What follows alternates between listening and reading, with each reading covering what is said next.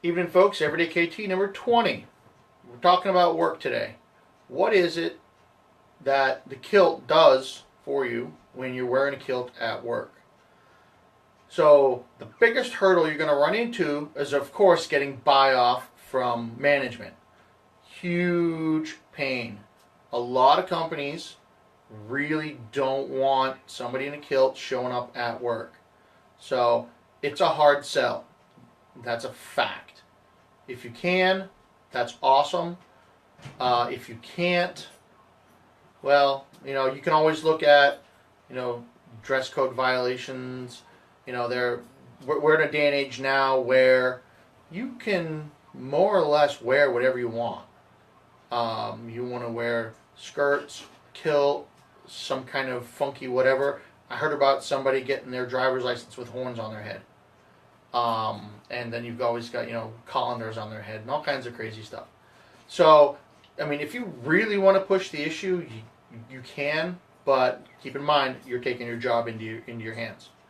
So for those of you who are able to wear your kilt at work because they're very open to that and they like it, so there's a lot of things you can do with it. I work for a marketing and business development company.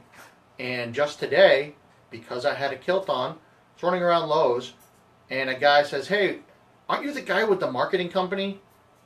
I'm starting a business of my own, and I need some help. What do you guys do?" So I had a good conversation with the gentleman for about 10 minutes or so, and that led to a conversation we're going to have later this week, and hopefully bring him on as a client. So in business, the big thing, from my experience, is getting noticed and getting people to remember you. If you're one of the only ones in the area walking around in a kilt who does your job, it's a home run. I've been invited. I've got a couple of speaking engagements later this month because I wear a kilt. I'm seen, all over the place. It's the guy in a kilt. He does marketing. He does PR. He can get you seen, and that's the kind of the whole thing is getting people seen, because if they see you, well, that gives you an obvious and instant opportunity to sell your business, whatever it is your company does. I know a guy in Texas. He does haul-offs, trash cleanup and whatnot. He wears a kilt. Pretty easy. I know there's a guy in Texas and another guy in California. They're real estate agents. Kilt is a huge marketing tool if you're able to pull it off. Now, if you're in an area where kilts are everywhere, if you're in Seattle, that's going to be kind of tough. Or if you're in other places where there are loads of kilts all over the place, a little bit more difficult to make that connection. But for a vast majority of us all across the world, there's not a whole lot of people wearing kilts on a regular basis that are actively using it as a marketing and branding tool for their particular business. So it's a huge possibility and a huge opportunity if you can find a way to work it in. And it doesn't have to be like the focal point. It's like, I'm Kilted Dave and I do blah blah blah. No, that's not what it is. It's kind of like the clubs where you've got get a whole bunch of women to do crazy stuff, but they got red hats on.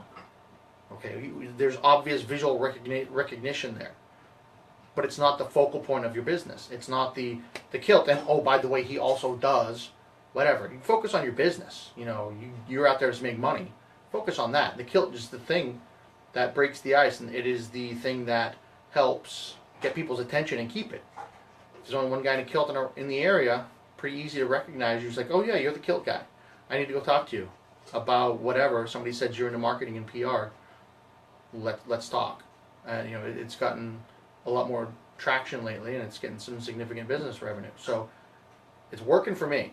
You got the whole wearing a kilt is one of the biggest and easiest ways to get seen, especially if you're wearing kilts all the time anyway. Tie it into your business if you can. Give it a shot. That's where we're going today. I'm gonna give an opportunity to somebody to shout out what volume for Kiltology while I wrap up real quick, and then we'll do Kiltology. So the one thing with the business that you want to be careful of, though, is of course you've got the kilt. You also have all the stigmas, the questions, the whatevers that are wrapped around that. So while you are kilting at work or for business, just be cognizant of what that brings with it. You want to make sure you're not doing really stupid stuff at the Christmas party in your kilt, because that'll stick with you for a long, long time. So you gotta just be aware of all that kind of stuff.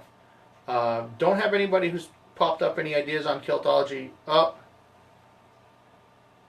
No, there we go. Version 1. I apologize. Volume 1. Okay, so today we are going to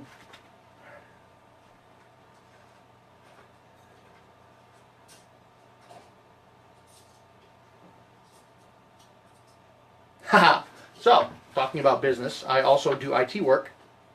Kiltology number 100. Kilties of old were very forward-thinking. Only a bunch of guys in kilts could come up with a perfect computer repair tool, a caber. And if any of you guys out there do IT, you'll know exactly what I mean. So, it's KT with Everyday KT number 20. If you guys have questions about how to utilize your kilt in a business environment, or how to get noticed more, or how to use it at business functions, that's one thing that I've learned tons about, is how to get noticed and utilize it as the icebreaker to generate interest and generate business. So if you have questions, please send me a message, contact me on whatever platform you're using, and I'll do my best to get back with you as quick as possible. I found that video responses on Facebook are kind of fun, so I'm starting to use that a lot more. And as always, be strong. Put a kilt on. Talk to you tomorrow.